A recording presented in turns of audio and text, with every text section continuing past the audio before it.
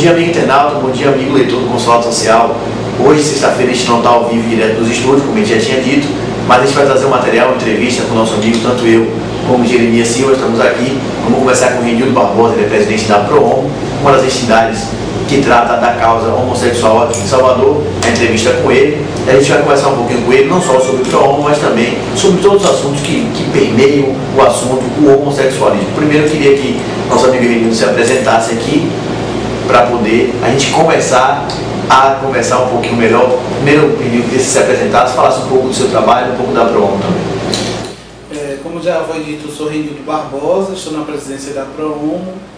Nós atuamos na defesa dos direitos da comunidade LGBT, de lésbicas, bissexuais, gays, travestis, transexuais, e fazemos um trabalho em prol dos direitos humanos dessa comunidade, né? Contra a homofobia principalmente, que atua em espaços políticos, em espaços sociais, em conselhos de direitos, para que a gente tenha um maior poder de reduzir a homofobia e de garantir os direitos humanos dessa comunidade. Pois é, você já começa falando da homofobia, é o primeiro tema que a gente escolheu aqui para debater, para discutir. A homofobia ainda é muito presente, infelizmente, na sociedade, ainda é muito vista, não só no dia a dia, mas também até nos meios de comunicação a gente ainda vê alguns laços, alguns traços de homofobia. Qual o trabalho principal que vocês fazem, o que é que precisa, pelo menos você, como presidente da ProHomo e a ProHomo, como é que enxerga, qual é o caminho mais correto, o caminho mais certo para sempre exterminar a homofobia, que é um preconceito muito perigoso? Garantir direitos e reparar violações, né? São violações históricas. Os negros, as mulheres já têm um tempo maior de luta para garantir seus direitos e por isso também tem uma garantia maior em políticas públicas, inclusive de cotas, de reparação e etc. Então, assim, nós estamos mais organizados desde 80, apesar da homossexualidade ser tão antiga quanto a humanidade, porque temos registros históricos sobre isso, mas o poder de enfrentamento, a garantia de enfrentamento, a descriminalização da homossexualidade é um tanto quanto mais recente. Não somente no Brasil, mas em todo o mundo. Por isso que nós não temos garantidos, e essa é a nossa luta principal, alguns direitos não temos garantidos também política de reparação. Pois, qual você aponta, você consegue enxergar, se é que é um fator, se é que há um fator principal para a existência da homofobia, é uma questão de cultura, uma questão social, de criação dos jovens e aí que vão se tornando adultos, você enxerga isso, é uma mazela social? É uma questão cultural, histórica, né? O machismo que está por trás de diversas outras chagas da sociedade, né? Que está por trás dos principais crimes de ódio da humanidade, né? O crime contra a mulher, os crimes contra os negros, a questão da hegemonização, desculpem os ouvintes, né, os leitores e todos aí que estão nos vendo, mas a gente tem uma tradição de heteronormativizar toda a questão da conduta. Então o correto é o homem, né, o correto é o falo, o correto é tudo aquilo que vem do falo é o fálico. Então tudo aquilo que sai desse eixo, que sai dessa diretriz, nós temos que eliminar. É o pensamento de uma maioria heterossexual. Então a gente precisa bater de frente com essa cultura, né, com infelizmente, essa ideologia para conseguir chegarmos mais à frente, para conseguirmos termos os mesmos direitos que todos. A homofobia, de uma forma, ela é o ápice, né, e é o principal motivo para a agressão. A gente vê Salvador, a Bahia como um todo, como principal líder durante anos e anos. A gente vê das estatísticas que mais tem assassinatos e casos de violência homossexuais, travestis e transexuais como um todo. É um grande problema, existe um combate firme que é feito hoje de concreto para evitar, não só na conscientização, mas uma questão prática também, para evitar que Salvador continue liderando esse ranking tão malvado que a gente não queria ser líder. A Bahia é pentacampeã, segundo as estatísticas do Grupo Gay da Bahia de UGB. 5 anos seguidos nós estamos no topo dos assassinatos, das agressões homossexuais. E assim, nós estamos agora realizando, junto com outros grupos, junto com o Fórum Baiano LGBT, junto com o comitê que é estadual, que tem governo e sociedade civil, a segunda conferência LGBT. Então nós tivemos avanços em políticas públicas maiores nos 2 últimos anos, uma vez que há 2 anos atrás aconteceu a primeira conferência LGBT, onde nós colocamos representantes governamentais, né, deputados, vereadores, prefeitos, secretarias de Estado, para que pudesse discutir as políticas públicas que deveriam ser implementadas para que possa defender os nossos direitos humanos. Então, com isso daí, a ocupação de conselhos, como hoje a PROUMA ocupa o Conselho Estadual de Direitos Humanos, como a institucionalização do Comitê LGBT, que é estadual dentro da Secretaria de Direitos Humanos, como a realização de outros eventos, de capacitações na SSP, de capacitações na educação, de capacitações com educadores no Instituto Anísio Teixeira. Então isso tudo nos traz algumas conquistas, embora que a gente precise de conquistas mais progressistas, vamos dizer assim, mais para frente, que o nosso Estado não nos deu. O PT, como governo, está devendo alguns avanços que o PT sempre defendeu no seu estatuto. E eu digo isso com uma tranquilidade muito grande, que eu fui filiado ao PT desde 97 e me desfilei em 2009. Então, assim, eu conheço a fundo o seu estatuto e era o único partido que tinha no seu estatuto a defesa da diversidade sexual, o respeito à diversidade. Então, a gente precisa ter aqui na Bahia avanços mais significativos. Nos 6 anos de vaga que se completa agora, 6 anos, né? 5 anos de vaga que se completa agora, a gente precisa ter avanços mais significativos, porque a gente sempre ainda alguma coisa amarrando e segurando. Existe um grande problema que é na hora de prestar queixa. A mulher, por exemplo, tem uma delegacia própria, a delegacia da mulher, tem uma lei que ampara ela. E agora a lei também vai ser estendida para os homossexuais. Existiria um tratamento, existiria um caminho melhor, criação de uma delegacia, criação de um grupamento especial, quer que seja, para poder evitar como esse atendimento nas delegacias, os casos de violência, na verdade. Essas delegacias especializadas, que tem os projetos em tramitação de autoria do deputado Eulogio de Sica, não é unanimidade no movimento.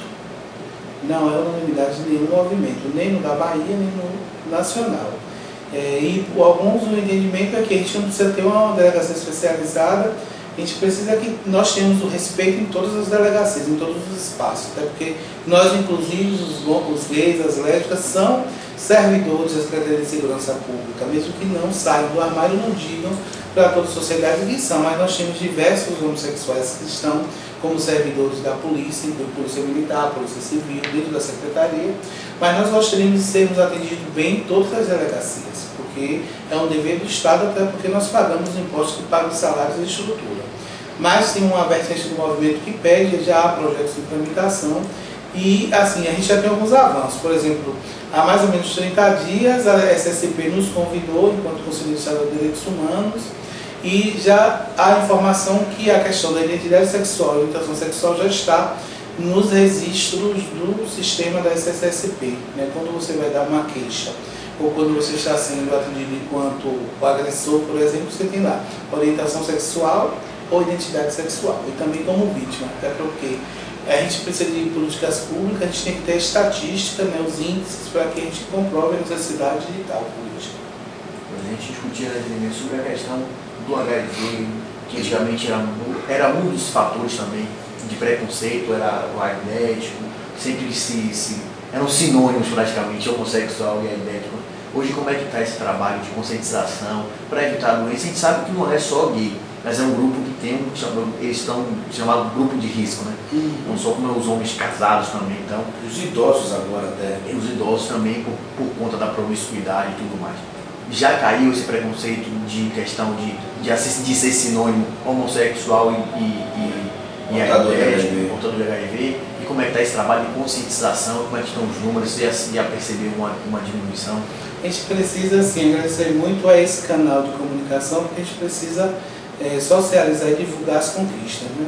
Aí, assim, nas nossas conversas aqui hoje, a gente precisa definir 3 novas questões que essa comunicação nos ajuda. Primeiro, nós tratamos como homossexualidade aquilo que nós chamávamos antes de 90 de homossexualismo, porque a OMS, a Organização Mundial de Saúde, retirou da sua lista de patologias o que antes era chamado de homossexualismo. O ciísmo pressupõe nessa lista que seria uma patologia. Por isso que tem o 17 de maio, é contra a homofobia. A segunda coisa é que hoje nós tratamos aquelas pessoas que têm HIV, que são diagnosticadas com HIV, como pessoas que vivem com HIV/AIDS, né? Assim como nós tratamos que as pessoas que antes nós chamávamos de aleijados, hoje nós chamamos pessoas com deficiência Até porque, tipo assim, homossexualismo, aidético, esses termos eram utilizados e são como uma forma pejorativa de tratar tanto o gay quanto aquela pessoa que vivia com homossexualidade. O programa da ST/AIDS hoje nacional, o nosso programa hoje do Brasil, é o maior e melhor programa que serve de modelo para todo mundo. E esse programa foi feito muito a partir da nossa mobilização, principalmente das entidades LGBT, dos militantes LGBTs. Por quê? Porque em 80, quando a epidemia da AIDS se transformou num câncer, e assim era o chamado câncer gay, até porque muitos dos LGBTs, ou muitos das vítimas dos pacientes eram LGBTs, eram gays, então era chamado de câncer gay. Então, ligado, nós tivemos grandes figuras como Cazuza, Lauro Corona e outros que foram públicas. Então, a gente precisou se mobilizar justamente para eliminar esse outro termo que nós chamamos de grupo de risco. Que na realidade hoje a gente tem ainda nos LGBTs um grande diagnóstico. Mas as pesquisas mesmo do Programa Nacional do ST/AIDS comprova que o que nós temos hoje chega no máximo 20% da população que realmente está hoje vivendo com HIV/AIDS, porque a maioria não tem o diagnóstico. Então assim eu lhe digo, que se nós tivermos o diagnóstico de 1 milhão de pessoas, eu não sei se há a possibilidade dos LGBT, da comunidade LGBT, de gays e lésbicas serem a maioria, como é hoje pelo diagnóstico que se tem. Então hoje nós temos relações de riscos e grupos que nós não chamamos de risco, mas nós temos que ter uma maior vulnerabilidade em relação ao vírus, pelas relações que mantém, que são relações de risco. Então hoje nós temos adolescentes, principalmente do sexo feminino, que fazem o sexo pela primeira vez sem camisinha, e é agravante o número, a partir de 11, 12 anos é agravante. Nós temos as mulheres, devido aos maridos terem relações extraconjugais sem o cuidado, então levam para dentro de sua casa, de sua família, o vírus do HIV/AIDS. E nós temos o que nós chamamos de turma doenta, a partir dos 40, e principalmente 60 e 70, porque na sua vida sexual, na sua formação de orientação, na sua vivência da sexualidade, essas pessoas não tiveram contato com camisinha, já que é de 80, 30 anos. Então hoje, com o advento do Viagra, do Cialis, do Pramil, muito facilmente comprado em qualquer lugar por R$5, de uma forma clandestina, essas pessoas que têm a partir dos 40 passam a ter uma vida sexual novamente, mas passam a ter uma vida sexual sem se importar ou sem utilizar a camisinha, porque não viveram isso lá na sua adolescência, na sua juventude. Você tem um número que é crescente, em curva crescente de pessoas idosas que contraem HIV/AIDS. Então, assim, a nossa luta desde 80 foi muito grande. Hoje, LGBTs, a comunidade LGBT, os gays, as lésbicas, normalmente tem um domínio de know-how muito grande na prevenção. O nosso programa nacional da ST/AIDS e outras DSTs, como hepatite viral, como a questão da tuberculose, como oportunista, é avançado e muito por a nossa pressão, pela nossa articulação. Então, hoje, para ficar bem entendido, para quem nos ouve agora, o movimento LGBT então foi que procurou buscar com que o programa da ST/AIDS nacional evoluísse, buscasse novas formas de sensibilização, atingindo a todos os públicos, independente dessa ou aquela sexualidade. Exato, porque nós não queríamos ter o estigma que era dito que a AIDS era um câncer gay, que era uma doença de promiscuidade, que só os gays eram promíscuos. E o diagnóstico que nós temos aponta para isso, porque não existe grupo de risco. E esse grupo de risco é utilizado inclusive para impedir que homossexuais possam doar sangue. Até hoje. Até hoje, agora que nós tivemos essa quebra, agora com esse ministro, Padilha, que fez com que fosse retirado dos questionários a pergunta se você é homossexual ou não. Mas você tem hoje, assim, sempre foi evitado, nós já tivemos liminares que permitiram, e esses liminares foram cassados com base nos relatórios anteriores da Anvisa que impedia que gays, lésbicas, bissexuais, travestis e transexuais pudessem, já era no questionário, já se perguntava e dali já se eliminava a possibilidade de você doar sangue. Você falou aí de luta do LGBT, de luta. Uma das lutas também saiu com vitória, apesar de alguns juízes ainda ficarem reticentes, que é a decisão do STF vamos dizer assim, liberar de vez o casamento, apesar de ainda não poder entrar na igreja, não poder ter os ritos que os heterossexuais têm, mas os homossexuais já podem ter a união estável, já podem ter direitos garantidos, que também um casal formado por homem e mulher, que dizem, entre aspas, normais, que podem ter, é uma grande vitória. Que eles falaram, isso foi uma luta, uma batalha muito longa, muito árdua, né? A gente viu diversos exemplos de casais, não só formados por homens, mas também por mulheres, terem de seus direitos ceifados por conta da lei, que foi ao encontro do tempo, né, da atualidade, e aceitou o que já é existente, né, isso? É assim, a gente precisa destacar também que no movimento LGBT a gente sempre teve um pé atrás com a instituição casamento, até porque a gente sabe que não é a instituição mais sólida, uma vez que o número de divórcios suplanta essa questão do casamento. O que nós sempre defendemos foi direitos iguais e principalmente o amor entre os iguais. Assim, a questão nossa que a gente quer do casamento é que nós temos direitos iguais, principalmente os direitos familiares, os direitos de herança, que nunca nos foi permitido isso. A gente tem casos, por exemplo, aqui em Feira de Santana, que o companheiro faleceu, a família, além de assassinar o companheiro que ficou vivo, né, tomou todos os bens, trocou as fechaduras no dia do velório, além de outros casos que nos demonstram isso. Então, o que a gente queria garantir eram os direitos. Até essa vitória no STF, nós tínhamos mais de 70 direitos, que são direitos de todo cidadão brasileiro negados a nós, homossexuais, mesmo tendo todos os deveres, e alguns mais acerbados que os heterossexuais. Então, essa decisão do STF é uma decisão histórica, é uma decisão que coroou uma luta que também já vem de décadas, e nos traz um alento do que é possível no Brasil ter dias melhores. Né? Apesar de que alguns juízes tentaram, inclusive lá em Goiânia, nós temos um grande militante que é Léo Mendes, caçar esse direito, mas o CNJ foi bem rápido e caçou, inclusive, a decisão do juiz junto lá com o pleno do tribunal. Quando a gente fala de casamento, aí a gente fala também da questão de nem todo mundo conseguir, como você me falou, sair do armário, conseguir se identificar, muito por conta do preconceito que a gente começou conversando lá no começo da entrevista. Hoje você consegue enxergar alguns setores da sociedade que tem maior preconceito no esporte, no ramo de trabalho, a sociedade como um todo, e tem um preconceito racial aliado a esse preconceito também da sexualidade? Nós temos alguns setores da sociedade, como os evangélicos, principalmente fundamentalistas, os novos pentecostais são fundamentalistas, que fazem com que alguns segmentos da sociedade sejam mais reticentes, ou mais resistentes, ou mais intolerantes, né?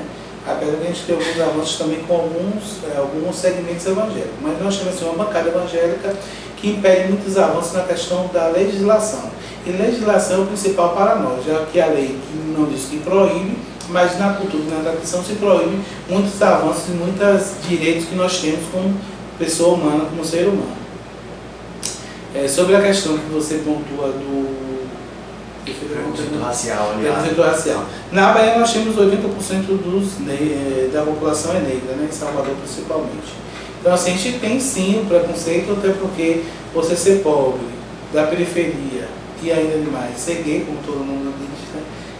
Eu prefiro ter um filho gay, eu prefiro ter um filho ladrão do que um filho gay. Imagina como é o preconceito, que é muito mais. Aí você se pergunta, eu ando em todas as empresas, ou vocês têm acesso a muitas empresas, a muitos órgãos públicos. Você não vê nenhuma travesti nem transexual trabalhando. Nós tivemos um grande avanço com a eleição de Léo Crédito para ser vereadora. Nós estamos andando nos salões de beleza, nos locais de estética, nós temos também algumas travestis transexuais, a maioria LGBT.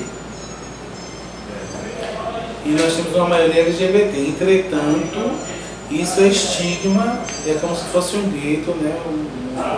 Um controle daquelas pessoas ali naquele local. Enquanto nos outros setores do mercado, nas outras empresas, a gente tem uma redução. Ou quando você tem gays, você precisa que aquele gay ande, se manifeste enquanto naquele formato heterossexual, né? Comportadinho, não pode fechar, não pode gesticular, não pode isso, não pode aquilo, né? Então a gente percebe que há alguns avanços, mas a gente precisa avançar muito mais. E assim, é real o racismo, que é muito mais forte com aquelas pessoas que são declaradamente homossexuais. Você encontra na periferia as piores situações, você encontra na população de rua. Hoje você tem um grande número de sem-teto que são gays, e principalmente menores de 18 anos, porque são colocados e colocados para fora de casa pela sua orientação sexual ou pela sua identidade sexual. Então é muito grande. E a maioria dessas pessoas que estão nas ruas, no sem-teto, que estão em condições subhumanas, são, na sua maioria, e principalmente eles são assassinados negros e negras. A gente imagina, quando você fala essa expressão, eu prefiro ter um filho ladrão do que ter um filho gay, a gente imagina se no seio da família há esse preconceito forte, que deveria amparar, dar carinho, dar amor, reconhecer, já age dessa forma, quanto mais da porta para fora de casa o risco é muito maior. A gente utiliza um caso muito simples, assim, nós vamos utilizar o nosso cinegrafista ou vamos utilizar qualquer um de vocês. Se você chega aqui na porta e você é chamado de macaco, de negro fedido, de neguinho ousado, duvido que as pessoas que estão passando, os carros não parem para defender você enquanto negro. Sim. E assim você já tem ali naquele momento uma grande mobilização social de quem está passando não lhe conhece para lhe defender enquanto negro. Quando você chega em casa, aí essa proteção aumenta mais ainda, porque sua família, os amigos da sua família, aí já aparece advogado, já aparece qualquer outra política pública que lhe defende muito mais ainda. Agora nós vamos para o mesmo caso com uma travesti. Uma travesti chega aqui na esquina, alguém chama, vai para lá, Traveco, vai para lá, Anaconda, e dá um murro. O que acontece? Muitas pessoas que estão passando ajudam a bater. E se essa travesti ou esse gay chega em casa assim, eu apanhei porque eu estava desmunhecando, porque ele me chamou de gay, apanha de novo. E quando chega na escola, a homofobia é maior ainda. Né? Porque assim, quando você chega na escola, você é chamado de mariquinha, você é chamado de coisinha, você tem várias outras formas de bullying, né? Que lhe faz com que você não tenha um rendimento escolar satisfatório. E você acaba saindo da escola. Principalmente os meninos mais molinhos, como a gente diz na gíria, né? Os mais que desmunhecam, que tem uma identidade mais feminina desde o início. Então esses meninos e essas meninas que são muito mais durinhas e têm uma identidade mais masculina são imediatamente afastados, porque são obrigados e obrigados a terem um comportamento que eles não têm na sua orientação.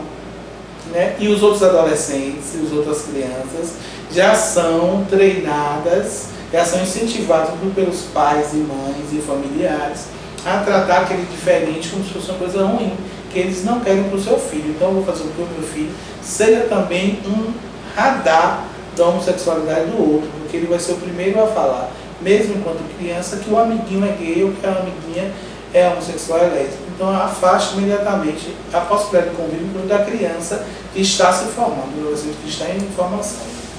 E nós temos um caso de um pai que estava na sinaleira, a travesti chegou do lado e ele disse para o filho de 5 anos, veja bem, porque desse tipo aí nós temos que bater e dar murro, para nem encostar perto da gente. E o filho olhou e já fechou a cara e a partir daí ele já aprende, ele vai repetir aquilo. Né? Se um amiguinho, assim como a diretora viu um colega passando a mão na cabeça do outro e disse assim, você é homem ou é mulher? Você está namorando e deu uma suspensão por um simples afago, um simples gesto de afeto por uma criança no colégio, imagine o que é o exemplo de um pai e de uma mãe que diz, bata ou não queira perto de você, porque senão isso é uma doença, isso é normal, isso é o demônio e tudo mais. A gente encontra até então, nessa sua fala, a explicação para os casos, os últimos casos de agressão que a gente vê. O pai andava com o filho, abraçado, foi agredido.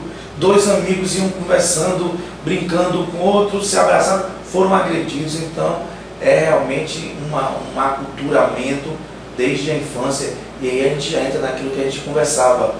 Há uma descoberta mais precoce da homossexualidade, ou há uma liberalidade dos pais e também, vamos dizer assim, deixar passar o largo enquanto aquela criança se descobre enquanto homossexual e se libera, como a gente costuma dizer, sai do armário mais cedo, né? O que antes era reprimido ao longo dos anos. Hoje você tem um apoio de instituições e de políticas públicas maior do que no passado. Então assim, antes sempre existiam pessoas que eram homossexuais e se descobriam homossexuais. Pelo meu entendimento, eu devo ter me descoberto com 7 anos pelas brincadeiras que eu tinha com os meus colegas. Mas na época, lá no interior, não existia nenhuma PROON, não existia nenhum GGB, não existia nenhum Beco das Cores, não existia nenhuma observatório da discriminação dentro de uma prefeitura. não existia nenhum CRADS que dava apoio psicológico para aquelas crianças que descobrem Existiu sexuais. um preconceito. Existia um preconceito e homofobia, né? Então assim, eu peguei minha mãe várias vezes chorando, porque ela ouviu os familiares e os vizinhos falando mal de um outro gay. Mas ela já percebeu que nas minhas manifestações ela teria exatamente aquele gay que falava, por isso ela chorava. Então hoje assim, a gente tem, por exemplo, a PROOMA atende às quartas-feiras numa terapia de grupo, adolescentes, a gente tem a partir de 11 anos, que já disseram para a mãe, e com algumas mães uma relação de apoio, de cumplicidade ou de aceitação e busca o serviço da PROOMA para que possam vivenciar aquilo de uma forma saudável, e de outra mãe a gente tem caminhado dos conselhos tutelares um conflito muito grande familiar, inclusive alguns colocados para fora. Então a gente tem assim um grande contingente de adolescentes que se declaram muito precocemente LGBTs, mas se declaram principalmente porque percebem um apoio, nem uma política pública na defesa, porque antes a gente não tinha tanto. Então hoje a gente não tem escolas ou políticas que incentivem a ser gay, hoje a gente não tem escolas que formam gays, mas nós temos instituições, e nós temos instituições que protegem, que defendem mais a comunidade LGBT. A figura do pai, a figura paterna, masculina, pode ser a chave dessa equação de que a mãe também aflita, presa aos conceitos e costumes do pai, também a sua própria fragilidade em relação à figura masculina em casa, às vezes até quer dar esse afeto, às vezes até quer dar essa proteção, esse carinho, e acaba por não poder e ter que ver o filho partir de casa, porque sabe que o marido também vai oprimi-la por conta da condição sexual do filho. Na maioria dos casos, a mãe tem uma atitude de permitir que o pai exerça uma homofobia familiar, né? Exerça uma discriminação, um preconceito familiar. Mas, numa grande parte, a gente tem, porque a maioria são chefes, mulheres, chefes de família, a gente tem as mães se envolvendo mais no conviver harmoniosamente, ou dando o apoio necessário, e mesmo quando percebe que não tem condição de dar apoio, ela encaminha para um serviço, ou busca o serviço da PROOMA, do centro de referência, de outras instituições, para que possa conviver harmoniosamente. Mas a gente entende que ainda o ser masculino, o pai, é algo que a gente precisa ainda entender melhor, ou fazer com que este homem, pai, se sensibilize.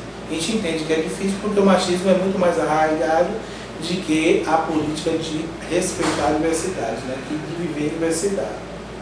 Muito se fala antigamente, ainda como você mesmo citou, de tratar o homossexualismo como a homossexualidade como doença, como uma patologia. Aí tem aquela questão, eu queria saber a sua posição pessoal. A pessoa nasce gay, a pessoa se torna gay, tem um ambiente que favoreça, como é que acontece? Principalmente com os adolescentes que você atende, que você consegue ver, você que, como você mesmo falou, já com 7 anos já assistiu. A gente precisa fazer uma outra pergunta para começar a responder. Você nasceu hétero ou você se tornou hétero? Os telespectadores, os ouvintes, nasceram héteros, se tornaram héteros. Porque assim, o ECA define que até 12 anos você é criança, precisa ser protegido, porque vocês têm informação. A ciência diz que você, a partir do nascimento, com uma amamentação, até a primeira infância, que é até os 6 anos, você tem uma formação. Seu corpo não está preparado para as atividades que eu, enquanto adulto ou adolescente, posso realizar. Então a gente pode dizer que você nasce criança, e criança só tem o sexo genitália, masculino e feminino, mas não tem orientação sexual. Então, se eu considerar que eu nasço criança com a genitália e não tenho orientação sexual nenhuma, isso me diz que vai ser formado a orientação a partir de nossa convivência. Mas a gente coloca em terra essa ideia que eu nasci homem, eu nasci mulher, masculino e feminino, tenho que ser hétero, porque os filhos de heterossexuais são homossexuais, são lésbicas. Então a gente coloca por terra essa questão do ambiente da vivência, né? Do você transformar-se em hetero ou homo.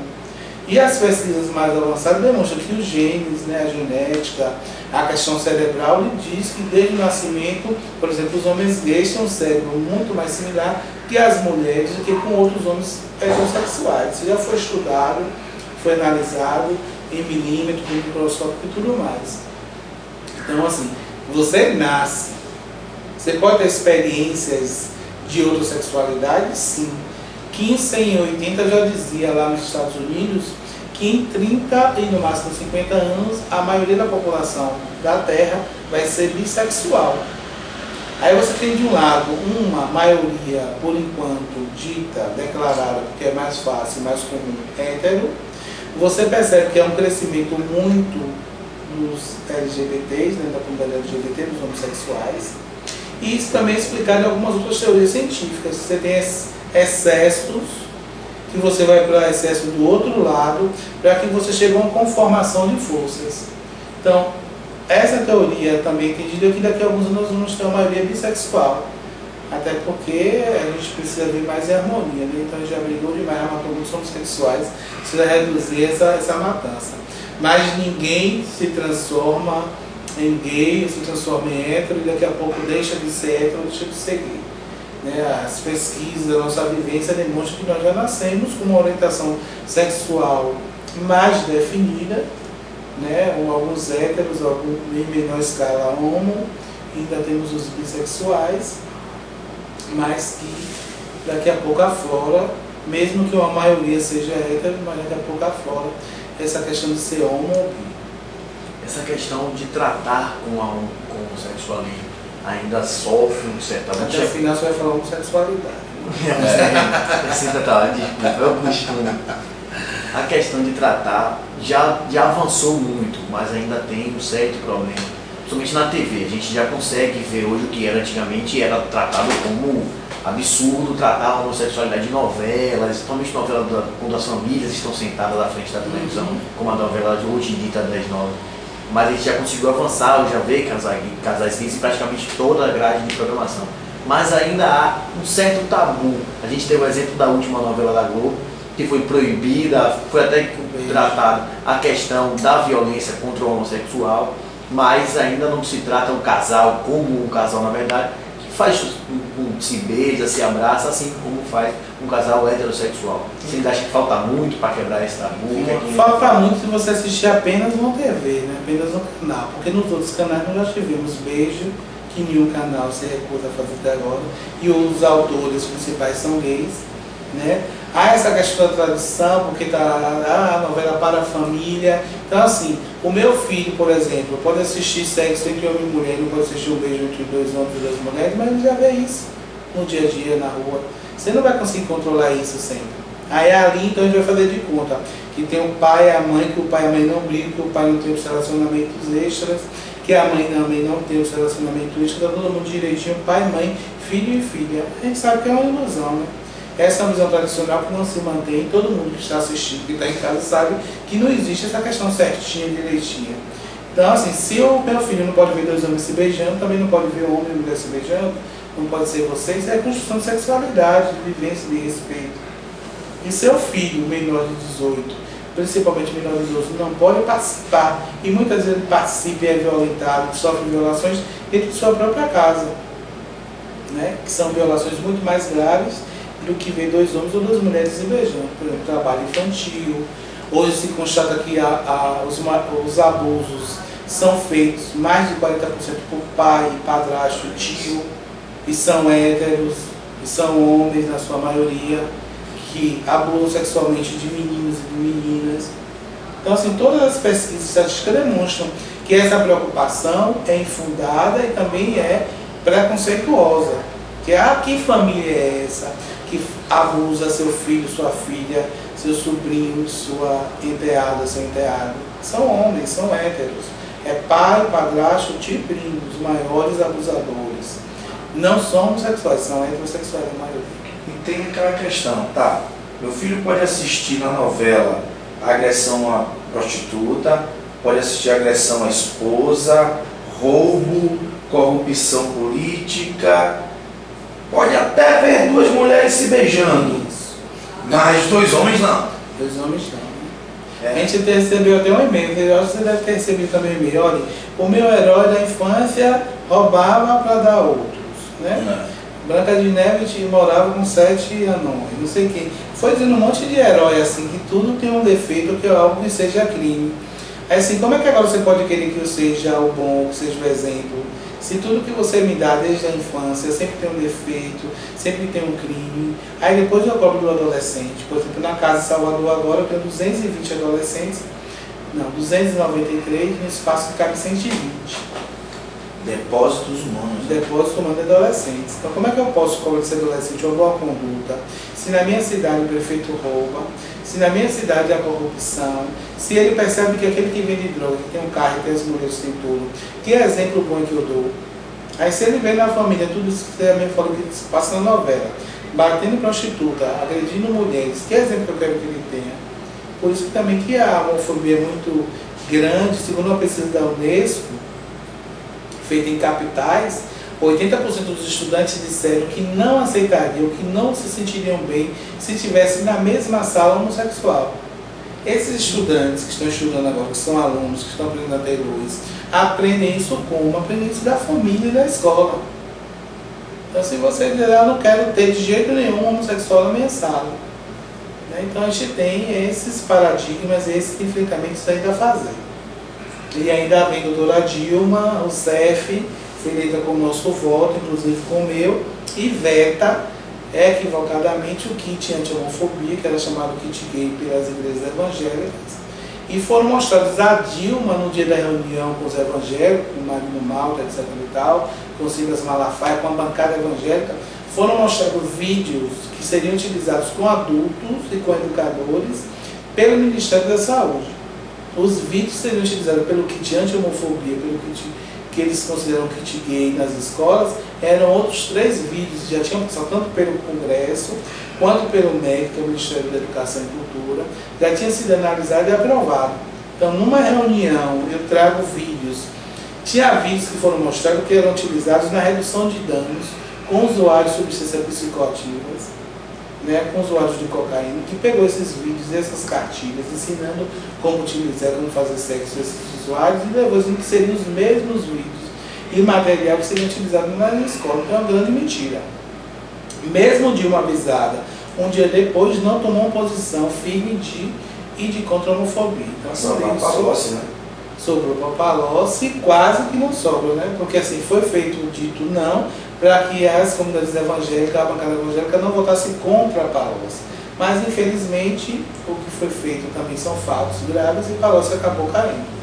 Então você acha, Enildo, que aí nesse caso não é só uma bancada evangélica, há uma bancada dentro da Câmara que, por exemplo, impede a votação do PL 122. Exato. O PL 122 só quer considerar que se você chama um negro de macaco, você pode ser preso sem direito à fiança por crime de racismo. Nós queremos que se chamar você de viado ou de qualquer outro animal, pejorativamente, por você ser homossexual, seja a mesma tratamento dado. Nós não queremos também que se utilize televisão, como se é utilizado agora, para falar contra gays, para falar contra a lésbica, para falar contra os homossexuais. Porque a televisão é paga com o nosso dinheiro, a concessão pública. Então, se eu não posso falar contra negros, por que eu posso falar contra a comunidade LGBT? Não são seres humanos? Qual a diferença? Quer que não pague os mesmos impostos, não tenha os mesmos direitos?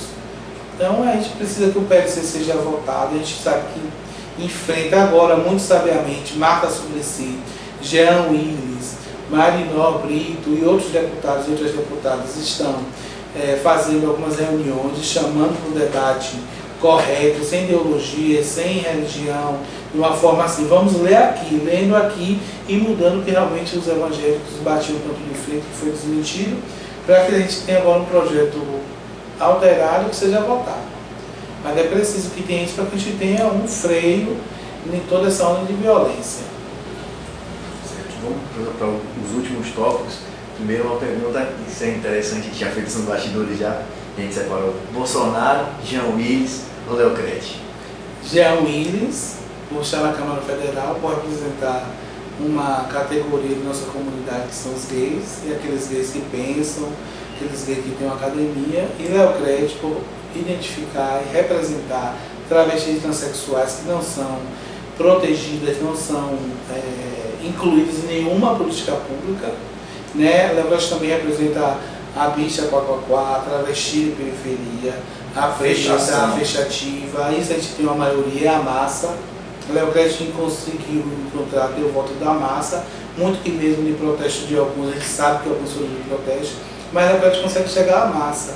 E nem eu, nem os principais líderes homossexuais da comunidade LGBT conseguem, da forma que Léo Cretin chegar às massas.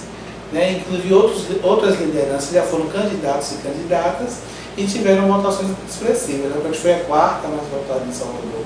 Léo Cretin chega, todo mundo sai correndo atrás. E quem sai correndo atrás são pais e mães, são crianças, que naquela hora ali pode até ver um palhaço, alguns, pode ver alguma coisa diferente, outros, pode ver artista, outros, mas sai e nessa hora deixa a homofobia de lado.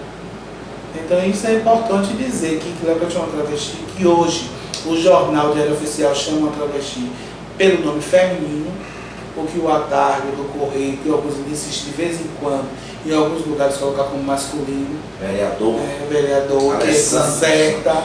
Léo Cretin já conseguiu a faceta de trocar o nome, hoje é Léo Cretin no Brasil de Souza Santos na identidade, com aquela foto de brinco, no passaporte e tudo mais. Então assim, são avanços. Assim como o Jean Willis consegue demonstrar a imagem de alguém que pensa, que discute com os princípios e tudo mais, e nos traz um grande resultado para outros e outras gays e lésbicas que existem em todo o Brasil. Chama a atenção que é um educador que estava no nível superior, aqui numa faculdade, que voltou agora com uma palestra desde o Big Brother, e que principalmente é do interior, né, de Alagoinhas. Então isso tem vários significados. E o homem, a sociedade é feita de significados, né? Ele tem que dar uma significação ao seu conhecimento, senão não é conhecimento. Então isso nos dá grandes avanços, grandes conquistas para aqueles e aquelas que veem e conhecem. Bolsonaro nem pensar. Bolsonaro não, Bolsonaro é apenas que representa uma faceta que a gente já quer não esconder ou exterminar, que é de quem apoia a ditadura, é de quem apoiou as torturas, é de quem apoiou o pau de arara, é de quem apoia tudo que é de ruim, que a gente infelizmente tem que conviver para ter um exemplo. Mas Bolsonaro precisa de um tratamento, ele sempre precisa de um tratamento, porque ele é doente. Jean Willis, então, utiliza o seu conhecimento acadêmico em prol da comunidade LGBT na Câmara dos Deputados. Léo Cretin utiliza o seu conhecimento popular, do cheiro das massas, para até, não somente na defesa da comunidade LGBT, como também do pobre, da pessoa da periferia, do gueto, do povão, de Pernambués e do subúrbio. E Bolsonaro, será que ele dá para isso para os 30 anos ainda, para ter a experiência dele? Bolsonaro precisa... Eu acho que na próxima eleição a gente já dá uma resposta ao Bolsonaro. Eu acho que já dá uma resposta. Porque assim, quando você é colocado na mídia em excesso... Negativamente. Exatamente, você acaba perdendo. Então assim, quando alguém é colocado na mídia, acaba perdendo de alguma forma. Né? Então eu creio que o Bolsonaro vai perder porque surgirão outros, já surgiu o Tiririca, por exemplo. Então a gente tem muito mais exemplos bons, daquelas figuras caricatas que trazem o riso, que trazem a fechação e que recebem uma votação que depois dá um certo tipo de resposta, do que essas figuras. Eu posso citar vários exemplos, Jader Barbalho, o próprio ECM, que teve que renunciar. Então nós temos assim, várias figuras no Brasil, Mão Santa, nós temos várias figuras no Brasil, Arthur Vigílio, que quando está muito exposto na mídia por uma questão que não é do riso, que não é da diversão, que não é do provocar, acaba perdendo votos e muitos, porque surgem alguns que ocupam um local, um lugar na cabeça do povo, no imaginário dos eleitores, que lhe dá uma satisfação maior. É igual a Tiririca, agora com a expressiva votação. Para finalizar, a gente está agora na antivéspera da Parada Gay de Salvador, Parada Gay da Bahia, na capital, uma das maiores do Brasil, inclusive também, aqui. E o tema desse ano é ser gay não é estranho, estranho é ser homofóbico. Estranho é a homofobia, né? A Parada Gay de Salvador e da Bahia, feita pelo GGB, é a terceira maior do Brasil.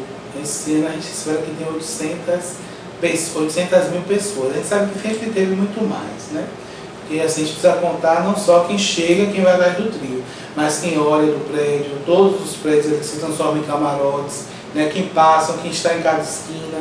Então assim, ser gay realmente não é estranho. Estranho é a homofobia, estranho é essa agressão, estranho é assassinar LGBTs, estranho é assassinar travestis, estranho é passar no carro e jogar uma pedra na travesti, Estranha chegar no colégio, falar mal e criticar, não permite que o seu colega, por ter um jeito de gay ou de lésbica, sequer tenha acesso ao estudo, principalmente à merenda, às áreas do colégio. Né? Estranha a homofobia, com certeza. Que a homofobia é o que dá para a gente prever no Código Penal a agressão. Né? Ser gay não está no Código Penal, ser gay está em algumas ideologias como algo negativo, como algo ruim, mas a gente prova no dia a dia que realmente não é. A nossa causa principalmente é por poder amar. E o mundo fica dizendo só no romantismo que precisa amar, que precisa exterminar as guerras. A gente morre por querer amar, e a gente quer amar independente do sexo, a gente quer amar independente dessas barreiras. A gente espera que os héteros possam, principalmente os fundamentalistas, os machistas, pelo Jeremias a gente se acima bastante, já me chamou para cá, a gente já se trata muito bem. A gente espera que os machistas possam um dia poder amar. E assim, poder amar o quê? Seu esposo, seus filhos, que não amam com plenitude. Né? Porque um homofóbico não beija um filho, uma filha, com o mesmo olhar que alguém que não tem qualquer trave, qualquer barreira em relação à sexualidade, beija, não abraça e não dá o mesmo afeto. Porque se for uma menina, a gente percebe que o machismo faz com que sejam abusados pelos pais, e se for um menino, não vai querer dar um beijo, um abraço, porque não quer que ele faça aquilo, não acha normal entre dois homens. O homofóbico então, não ama. Não ama, da forma plena não, porque ele tem um preconceito enraizado. Você não vê nenhum homofóbico abraçando o seu filho e beijando, porque ele quer passar para o filho, que ele não pode beijar nenhum outro homem, mesmo que seja seu sangue, sua família. Então já é uma grande barreira. Eu vejo meus sobrinhos e meus afilhados no rosto ou na cabeça, de uma forma totalmente tranquila. Como eles são héteros, mesmo sendo meus sobrinhos, não tem nenhum problema. Então a gente costuma se gostar muito dessa convivência. Agora, assim, homofóbico não ama, porque ele já enxerga naquele afeto que ele tem, mesmo sendo um filho dele, um exemplo para o filho dele fazer em outros. E ele acha que se fizer dar um beijo num coleguinha, um abraço, é já um sinal de homossexualidade. E para isso é a morte. Sua mensagem para os leitores do Consulado Social. Esse Consulado Social é um tabuleiro mesmo, um tabuleiro da Bahia. E como o tabuleiro da Bahia não tem de tudo, aqui também tem muito, a gente quer agradecer por isso, tem muito respeito à diversidade das pessoas.